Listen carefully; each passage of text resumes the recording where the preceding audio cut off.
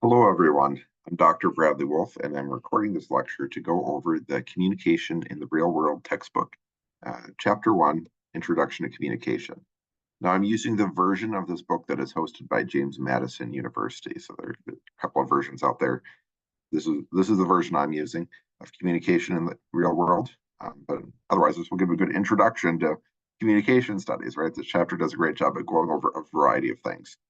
So I'll do my best to summarize the information. I'm not going to read it word for word at all, but summarize the information for you in a condensed form. So this first section talks about the history and forms of communication.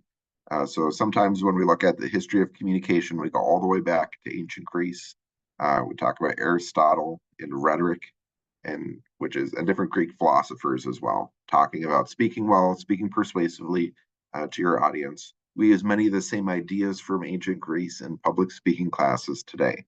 And often when I tell people I teach communication studies, they're like, "Oh, what is that? Is that English?" I'm like, "No, it's not English. I say it's public speaking because that's what people can wrap their mind around. But it's a lot more than public speaking as well. It's more than rhetoric. So rhetoric is one part of communication. There's also interpersonal communication, small group communication, intercultural communication. There are a lot of different forms of communication that this textbook's going to introduce. So rhetoric is one of those forms. It's one of the oldest ones that we still rely on stuff from ancient Greece. So again, Aristotle, Cicero is another name out there. They talk about the five canons of rhetoric, which are invention, arrangement, style, delivery, and memory. So invention refers to the use of evidence and arguments to think about things in new ways. Um, and so again, you're coming up with the ideas, right? You're talking about, hey, what am I going to talk about? What am I going to give my speech about? So you come up with those ideas. Arrangement, the second part, is how am I going to organize the ideas? So I thought of the ideas. I know what I want to talk about. I know my main point and subpoints. How is this all going to fit together in a way that can convey meaning to the audience? So style is the use of language, the words we use, the nonverbal communication we use somewhat. So again, well, style is more about the words and the kind of I don't tell my students to write out scripts. I don't like scripts, but sometimes what words I'm going to use, what jargon am I going to use to describe it, how am I going to define things.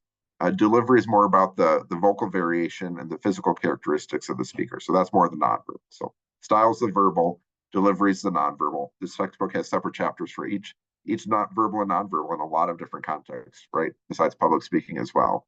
And then memory, says that's the least studied of the five canons, and it's different techniques to retain and repeat large amount of information. Now, I tell my students to speak extemporaneously. I say, don't go and memorize an entire speech. That's a lot of work. People do it, right? If you're involved in speech and debate and get really involved in communication, people memorize speeches.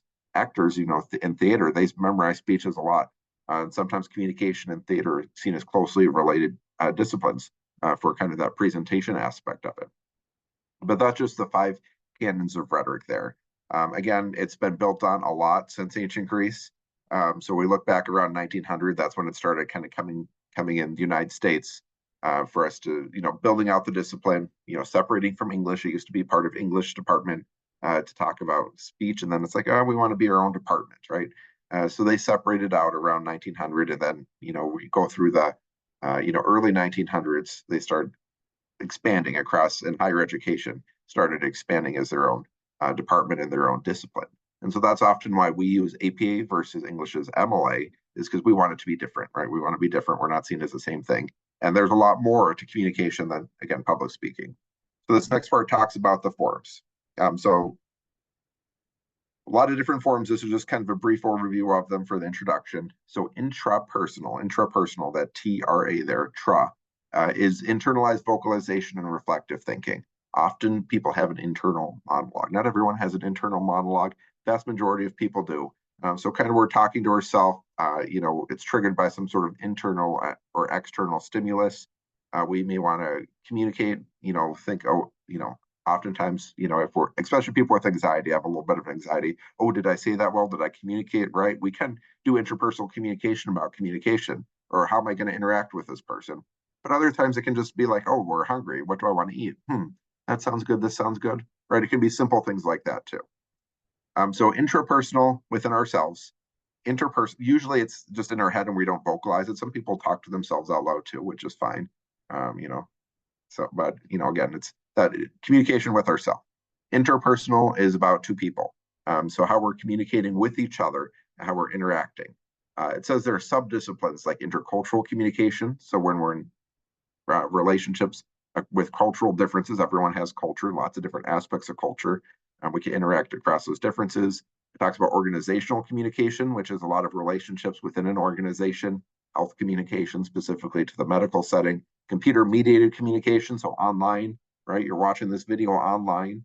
So how am I communicating with you as an individual? This is kind of like public speaking, but I don't even have an audience, right? I have a lot of people who may watch the video, but I don't have a live audience for myself. So it's more public speaking, is more interpersonal because we can use that computer mediated communication to connect with each other. Again, there's overlaps in these. So that's what I'm trying to point out. There's a lot of overlaps within the subfields in communication studies. So group communication is among 3 or more people that are interacting to achieve a shared goal. So a lot of this has multiple interpersonal relationships connected. So organizational communication, which I just talked about, is often seen as part of group communication too, because a lot of groups working together within an organization. This is more goal-oriented though. Again, you have that shared goal, you're working together for a reason. You certainly can have group communication of family as a group, right? You don't necessarily have a shared goal as a family, but you have those personal relationships. You may have a group of friends that you're with, and that's group communication as well. But a lot of times group communication is seen like in the workplace, in education, you're working together as a student. So working as a team, you may volunteer in the community.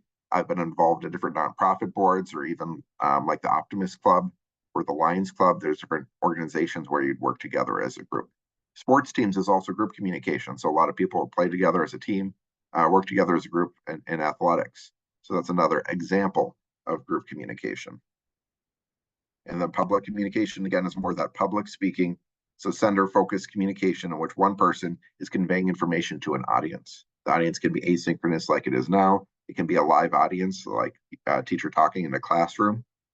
So again, as we see like post-COVID too, there's a lot of differences with public communication and the different aspects of it. Then down here, there's mass communication. When public communication is transmitted to many people through print or electronic media. So this is a type of mass communication, me making the video.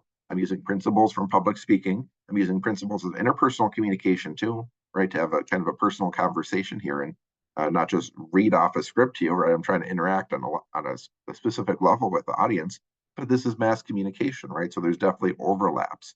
Mass communication includes newspapers, radio, magazines, a lot of different aspects. It's developed over time from print to more the electronic mediums.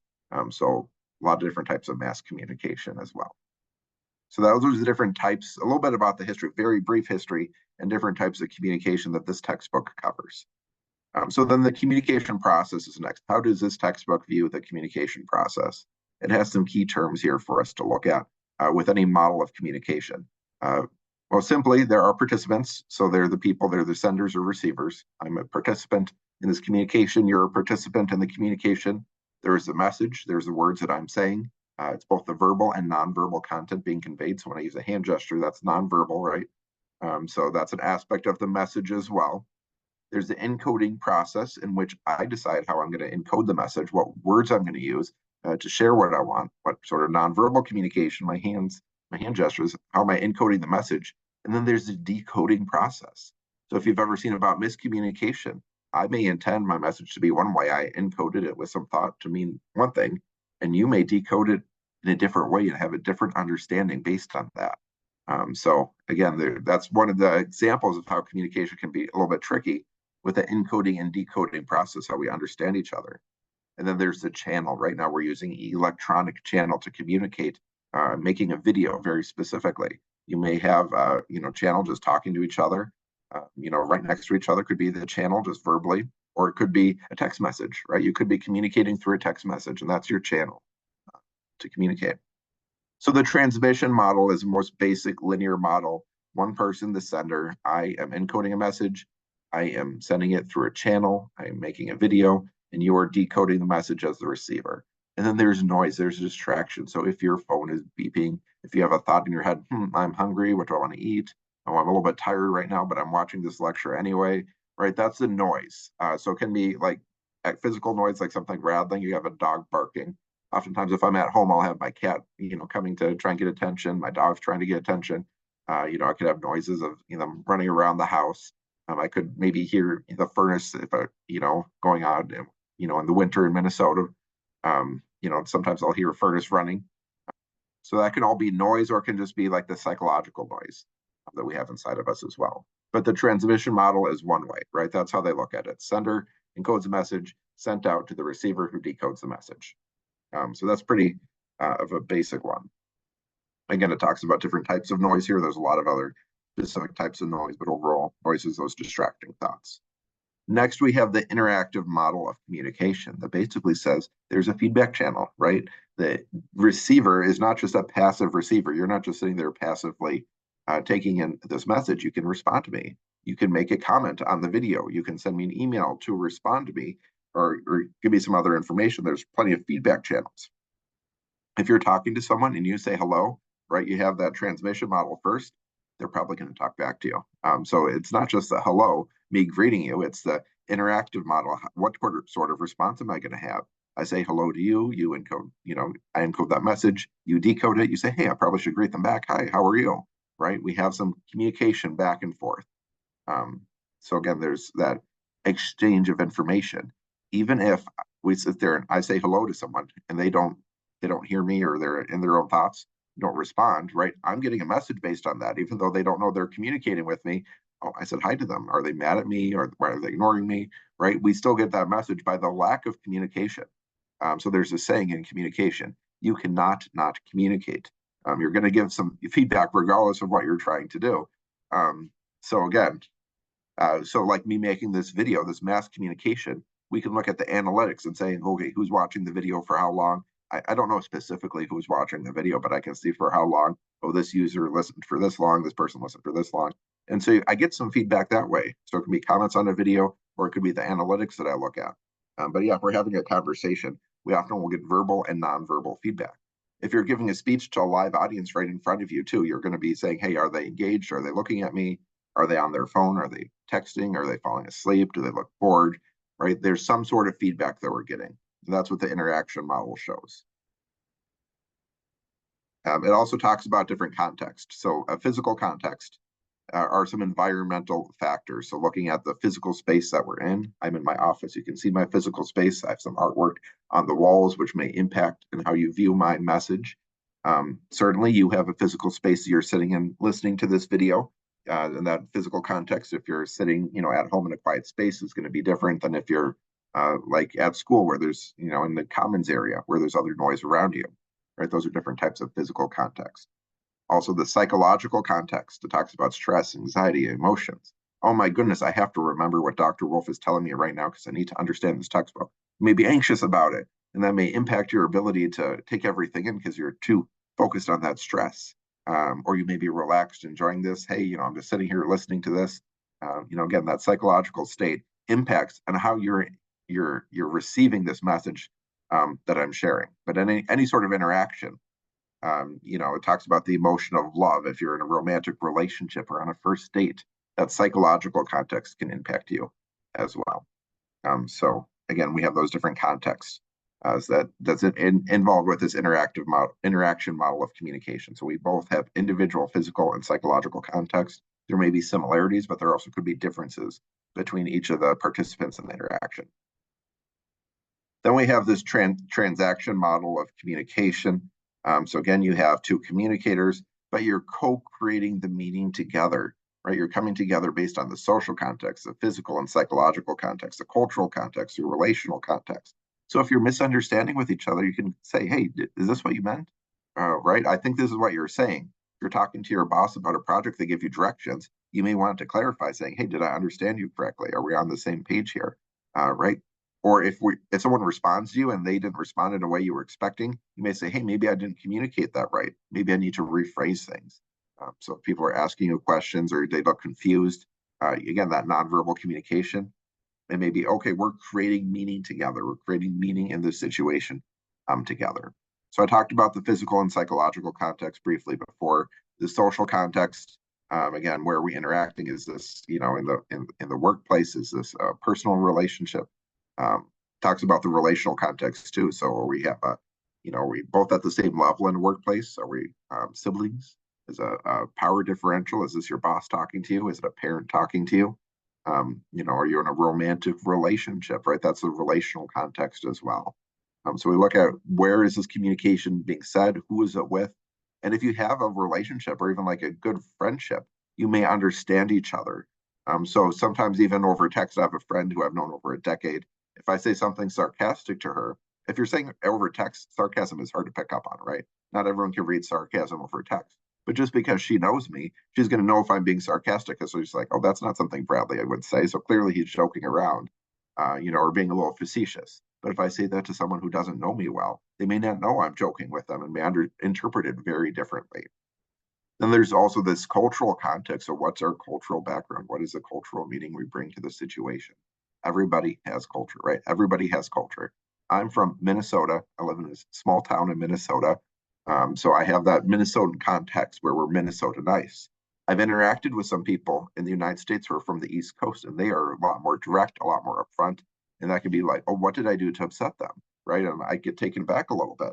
But that's just how they interact with each other, right? In the East Coast, that's their cultural context. And they may see me as being a little bit odd because I'm, trying to, come off as nice and friendly or just, working together and being cooperative. And they're like, hey, you're being so indirect with me. You're being passive aggressive, right? They talk about Minnesota passive aggressiveness too.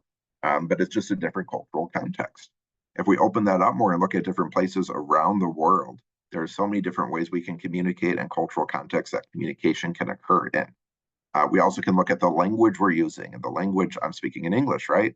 If I speak in a different language, it has slightly different meaning. The words may not come out the same.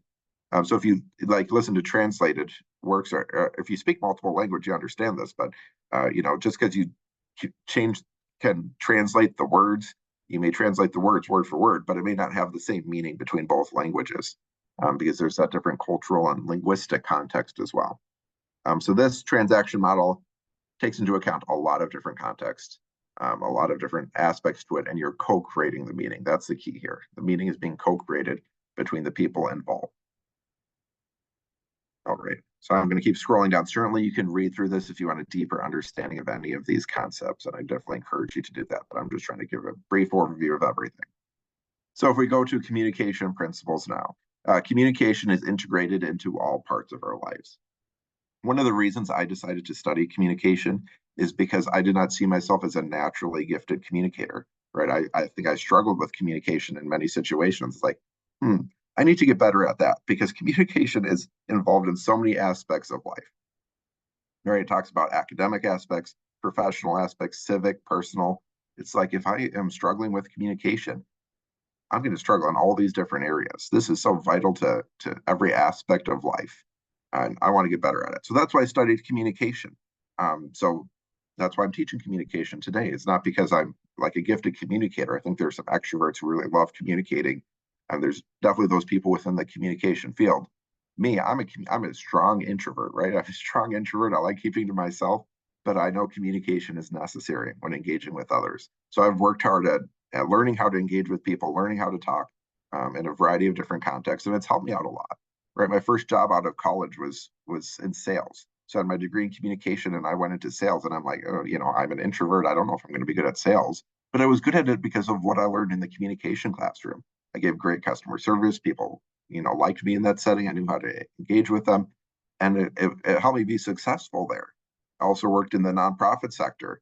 So we look at some of these civic and kind of professional areas where I was a director of outreach, engaging, promoting the message of a nonprofit. I did a lot of social media work, but also other engagement in the community. And I was promoted to executive director because I was very good at that, communicating that message out to a wider audience. And that was the value of communication to me. I went from someone who really thought they struggled with communication. It wasn't really one of my strengths, but by studying it, it helped me get a lot better. And I saw the practical value and the added value it had to every aspect of my life. And so that's why I appreciate it and I'm passionate about this topic. It just because how valuable it is to so many different parts of life. So again, you can read through this talking about the academic, personal, civic aspects of it. But certainly it's in a lot of areas. Communication also meets needs that we have, right? We have needs. Looks at young people as babies. They need to learn how to express their needs and get their needs met. Often babies start up by crying and, like, oh, why is this baby crying? What do you want? Right. So you have to figure out and understand. And parents sometimes see, oh, they can understand different types of crying depending on what the baby needs. Right. Once you're understanding, right, that co-creation of meaning, you're understanding them better.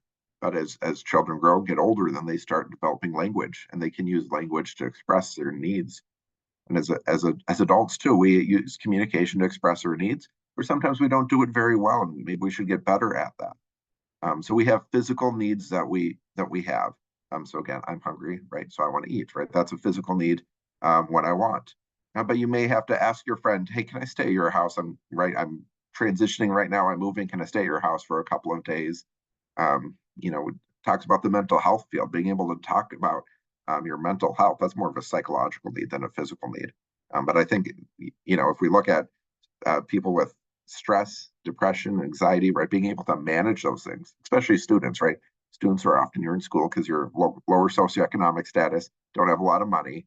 You're stressing about school, you're stressing about, getting your bills paid, getting yourself taken care of, making sure you have food, shelter, and all of that, right? There's a lot of stress there. So being able to deal with those stresses and anxieties, the depression, and whatever else, can help improve your physical state as well, right? The mental health is connected very closely to physical health. So it talks a bit about that there. Another type of need is instrumental needs, so helping us get things done in our day-to-day lives and achieve our goals. So in the workplace, I may ask my boss, "Hey, I need permission to do this. Is that all right with you?" I may say, "Hey, I need a friend, or my spouse, just saying, hey, can you help me make dinner? Right now I'm working on the mashed potatoes. Can you go take care of the meatballs?" Whatever it may be, right? So we have instrumental needs, being able to get things done together, and we use communication for that. Again, if you're a poor communicator, you may have a lot of conflict or friction around getting those instrumental needs done, right? Things don't need to be a fight. We can do things and ask people for help. Um, and looking at being able to influence others successfully, to have positive relationships, getting the information we need, or getting the support that we need. So being able to get those things done, we can do it well, or you can do it not so well, right? And that's where learning about communication is helpful, because you can say, oh yeah, I can ask people about that. Well, if you're asking people and you're coming off as rude or demanding or entitled, it's going to be very different than if you use some of those communication skills to help get the instrumental needs done, but also manage your relationships. So these relational needs is the next part, about maintaining social bonds and the interpersonal relationships that we have. Even if it's just a work colleague, you want to have a good relationship with them, so you're able to work together in a healthy way. When we look at small group communication, they talk a lot about task orientation, getting the work done, those instrumental needs, and the relational orientation, building relationships to work together as a group. And you need both of those. You need to be able to have those, get the tasks done and be on track. And you also need harmonious relationships in order to manage things like conflict, right? Conflict is not necessarily a bad thing. And if you have a good relationship and able to manage those relational needs, you can work through conflict and the issues that you may have in the relationships. So it talks a little bit about being able to develop relationships, and this textbook certainly covers a lot more about that. We also have identity needs, and I see this a lot, especially teenagers going into adulthood.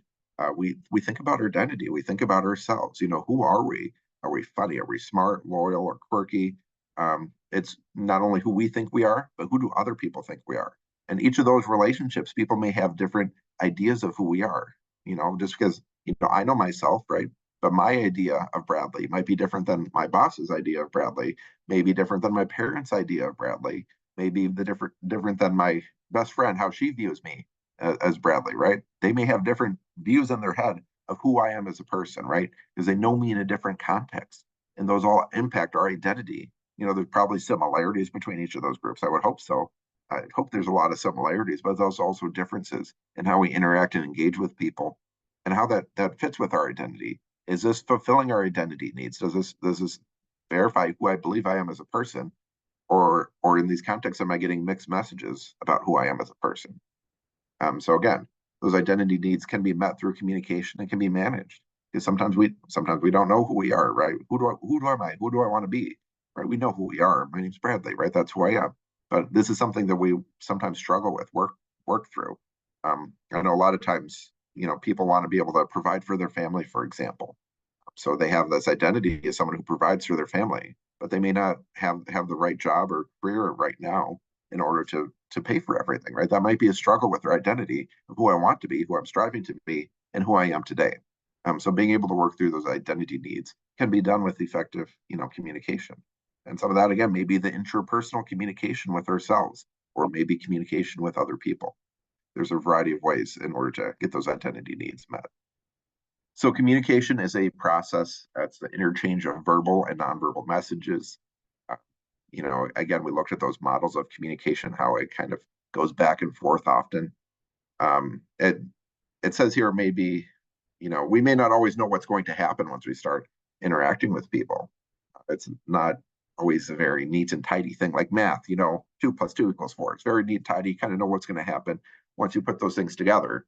But if you communicate with someone, say one thing one day versus something another day in a different context, or, where, this time this person I talked to is really crabby today and I didn't know that, and they kind of lash out at me. Whereas another day may be a perfectly fine engagement. So again, I don't say talking about the same thing in the same way may create different results. So again, it's important to think about all the different factors involved, right? And we can't do that in every moment and every day. But once we understand those factors a little bit better, we can start dissecting the process of communication and changing the way we do things, right? To be more effective. So again, it talks about encoding messages. How can I encode this message effectively so the other person understands? And so I can kind of get what I want out of this interchange. Right, I have a daughter. I adopted her when she was 15. So right, adopting a teenager who's, a lot of times people who are adopted been through some trauma in their life, some other things that can create some difficulty in those relationships, especially, she was in foster care for a while. So bonding with a caregiver, bonding with a caregiver can be a difficult thing. So how do I communicate in a way that she's going to understand? That's important for me to think about as a parent. And, again, and I don't, again, I'm just getting to know her at 15. I've known her for a few years now. But again, that's a process, right? That's a process of being able to understand each other, being able to get on the same page. And people change, right? Our identities change over time. So talking to me when I was a teenager is very different than talking to me as an adult, right? So in our relationships, the people around us change, we change, the context change, and there's a lot of process to go through. So I talked a lot about being guided by context as well. Culture is another big thing. We all have cultural values that are reflected in how we communicate with each other. Talks here a little bit about individualistic culture versus collectivistic culture orientation. There's a lot more to read about intercultural communication that's covered later in the textbook. But yeah, we have our own cultural background, and often we don't even know things that are within our culture may seem normal to us, right? I'm just being normal. This is just normal to me. Well, it's not normal to someone else necessarily. For me, the biggest thing in understanding culture and understanding my norms of culture was traveling internationally, right? I studied abroad in England, which is like, okay, well, I have a lot of British heritage, right? And my ethnicity, they speak English, so this is probably pretty similar. But going there, I could start seeing the differences and see things that I took for granted, right? I just thought were normal. Going over to England, I could see the differences. Also studied in Nicaragua for a while. I could see a lot of differences there as well. Things that I thought were normal were not normal to them. And so sometimes there's that culture shock that can happen when traveling internationally. I also have visited the Northern Cheyenne Nation in Montana, an indigenous community. And again, different cultures. And so we have culture. I'm part of, as a white man, I'm usually part of this dominant culture, right? I have some subordinate identities as well. I think most people have some subordinate identities and some dominant identities. But oftentimes with those dominant identities, we just take them for granted, right? We don't understand how they impact how we communicate. But when I was in the Northern Cheyenne Nation, where I was in the minority, right, I thought, oh, wow, these are things that I took for granted, that they do things differently in how they communicate and their culture. And that's right. It's just different. It's not better or worse. It's just different, but it helped me understand myself better. Traveling and putting myself in positions where I'm in the minority helped me understand myself better and understand the things that I took for granted that I just thought were normal, that aren't. And this also helps you with your interactions with others. If you can start understanding that maybe their culture and what their normal is different from your normal, right? It can help you understand each other better, right? You don't have to conform to one another, but as long as you understand those differences and that you're communicating across differences, that can be helpful in getting on the same page, being able to relate to each other.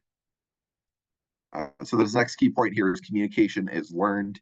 Again, we're learned a lot of times as a child growing up with our family. We learn words, right? We learn the language, whatever language we may speak. There are a lot of languages around the world. You may learn a second language. People who learn multiple language as young kids, that's the best time to pick up languages. That's a huge privilege to be able to speak multiple languages. I've tried studying Spanish as an adult. I've studied for many years. And when I went to Nicaragua, I felt like my Spanish was useless just because there was the accent different and some of those cultural nuances, and just trying to communicate in a language. I knew a lot of the words, but then forming the sentences on the go and speaking fluently, it's a whole nother thing. So we learn communication through a variety of ways, maybe by trial and error, maybe the groups we're socialized into. If we join a new workplace, we may start learning the communication and how they operate, and they may operate differently than we're used to. So we can be socialized into a workplace culture as well, and learn it just by starting to engage with them. You may have a friend group where you have communication that's learned over time and how you interact with each other and how you engage. Right? There's a variety of ways to learn communication. You can learn it from this class, right? You're learning different things about communication here as well. But we learn about communication whether we try to or not. The next part here talks about the ethical implications of communication. So communication ethics deals with the process of negotiating and reflecting on our actions and communication regarding what we believe to be right or wrong. So sometimes with these ethical implications, we may say something like, I try and be a nice person, right? I want to help other people out. I want to be supportive. And so I may say something and then someone else is hurt or someone else is slighted. I'm like, I did not intend that at all. So what's happening here, right? Why is there this miscommunication where you're hurt by something I said? The other person, again, may have something completely I didn't know about going on in their lives, may have misinterpreted what I said, or it may seem hurt and it has nothing to do with me, right? But I'm personalizing it. So the communication ethics is how we talk with each other. If we look in public speaking, communication ethics is often about citing your sources, right? If you do research, you need to verbally cite those sources and let people know what you're saying. Again, and this is also a Western cultural belief. If you look at some more collectivistic cultures, they say, hey, knowledge is everybody's, it's a part of being in this community. And so they don't see citing sources as important. But in educational situations, higher education in the United States, we often believe that citing sources is something very important. That's something about our culture, that the values that we have. So each place there is a different cultural beliefs that may be at play. And it says here, much of ethics is a gray area. There's not only one right or wrong answer. So even about citing sources, you may have cited sources, but you may not have cited them according to APA standards, right? It may be a gray area. Well, you technically cited a source, but you didn't cite it in the right way. That can be part of that gray area, or a gray area of, just what we're doing, how we're interacting with other people. If we look at conflict, we may achieve our goal in conflict with someone else, but we may have really hurt that relationship. So was that an ethical way to achieve your goal in that conflict situation? Again, a lot to learn about conflict and communication and those interactions with others. So the ethical implications can be applied to many different areas. So if we go down here to communication competence, this is the last section of this chapter. So communication competence, it's not just about, so the definition it gives here, communication competence refers to the knowledge of effective and appropriate communication patterns and the ability to use and adapt that knowledge in various contexts. So sometimes, again, I was just talking about conflict. I may be very effective in getting what I want, but was it appropriate communication, right? Or I may be very appropriate and polite. Again, Minnesota, being Minnesota nice, but am I getting what I want? Am I being effective in that communication just by being nice to people? It's a balance. Being communication competence is a balance between finding the right way. And there's not one right answer on how to be competent. The competent is about being able to adapt, knowing a variety of ways to communicate, understanding the various contexts may be involved, being able to understand other people, the people you're interacting with, and how to kind of achieve having solid relationships and being effective in communicating, having them understand you and you understanding them. So it has different parts of this definition it talks about. So it talks about knowledge. So again, having the kind of textbook knowledge here about how to communicate. You may know how to communicate very well according to textbook, but you need to be able to use it as well. So first part is knowledge, knowing about communication. Second part is the ability to use it and apply it to specific situations. No, so the third part's about adapting. I'm merging all of these together. Let me slow down. So it's about having the knowledge, right? First part. Second part is being able to use that knowledge. And third part is being able to use that knowledge in various contexts and being able to adapt it. So you can read through this if you want a more detailed breakdown of that. But again, there's a variety of ways to be competent or incompetent in a situation. So the National Communication Association has identified different areas of competence, and these are the 10 areas, the things students should be able to do by the time they graduate college. So you should be able to state ideas clearly, communicate ethically. Again, what is ethics though, right? That's a whole question of itself, but communicate ethically, recognize when it's appropriate to communicate, identify your communication goals, select the most appropriate and effective medium for communication, demonstrate your credibility, identify and manage misunderstandings, manage conflict, be open-minded about another's point of view, and listen attentively. So often I ask students to think about which one of these areas is your strongest area. You may want to think about that yourself. Which is the area's strongest area, and which is the place where you want to most improve, right? We all have strengths. We all have strengths when it comes to communication. Even me, when I was insecure about my communication abilities, I still had some strengths that I could use and identify. So trust me, you have strengths. As a communication instructor, I don't know you, but I know you have strengths because I know everyone has strengths. So what are your strengths here? And then where might you want to grow? And that where you can focus on as you go through this textbook. How do you want to grow as a communicator? And certainly you may have multiple areas of strength, and you may have multiple areas where you have opportunity to grow. That's great, right? It's great to be able to think about that and reflect on that. I think it's better to understand where our weaknesses may be and then be able to fill those up than just to be ignorant. Oh no, I'm great at everything, right? No one's perfect at everything. There's always ways that we can grow. Even if you are a skilled communicator, there's ways where you can continue thinking about how to communicate better and differently and adapt to a variety of situations. Sometimes we don't know what we don't know. So this next part here is about developing competence. So me taking a bunch of communication classes can definitely help you develop competence, but you also need to be able to put yourself in those situations. When I teach public speaking, I always tell my students the best way to gain confidence and competence in public speaking is to speak publicly, right? Is to have practice. So you may know the textbook definitions and how to do things, but then you need to put them into practice, and that's how you develop competence. And if you're just learning how to do something or applying a new skill, guess what? You may mess up sometimes. So developing competence sometimes means making mistakes, right? We learn through our mistakes and how to be better, especially when I talk about intercultural communication. Sometimes you're going to put your foot in your mouth. You're going to say the wrong thing, and that's okay, right? It's okay to make mistakes as long as we're owning up to the mistakes and learning from them, right? And we're committed to changing. So that's how to become competent. It takes a lot of work. It takes a lot of time, and it's a continual process, right? Even as me, I'm a communication instructor. I've been teaching for over a decade in higher education. There's always ways where I feel that I can improve, and I'm always learning new things as well, right? Communication changes, culture changes, and so we need to keep up with those changes and being able to learn how to adapt and understand different people in different contexts, and so much more, right? There's so much more to learn about communication. So this is an overview. There's some more information here at the bottom. Certainly you can read through these other sources if you want a more in-depth look at anything else, but it's always good to cite your sources, right? That's important for academic culture. But this is just an overview of Chapter 1, Introduction to Communication Studies. I'll have lecture videos for all these other chapters in here as well, going over other subtopics. You certainly can watch through them, and I'll check out the playlist with a full set of videos. But welcome to Communication Studies. I'm glad you're here. I'm glad you watched this video. And if you have any questions, always feel free to reach out to me. I love teaching. That's why I teach, and I'm glad to help other people with their communication skills, because it's something I feel I've struggled with and have developed a long way. And that's why I do what I do. So I'm glad you're here. Thanks for watching, and I look forward to having you watch my next video.